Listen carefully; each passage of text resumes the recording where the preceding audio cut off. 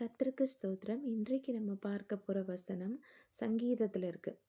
இந்த வசனத்தில பார்த்தீங்கன்னா, "எனக்கு உணர்வை தாரும். அப்பொழுது நான் உமது வேதத்தைப் பற்றிக்கொண்டு என் முழு இருதயத்தோடும் உம்மை துதிப்பேன்." அப்படின்னு இருக்கு. முழு இருதயத்தோடும் அதை கைக்கொள்வேன் அப்படின்னு.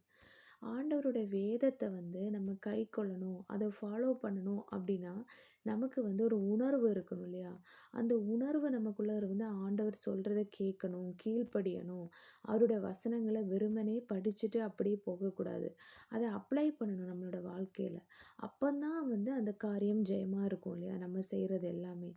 அந்த உணர்வு, அந்த ஒரு எழுப்புதல்ன்னு சொல்லலாமே, அந்த ஒரு என்ன சொல்றது? அந்த ஒரு நாலேட்ஜ் நமக்குள்ள வரணும்.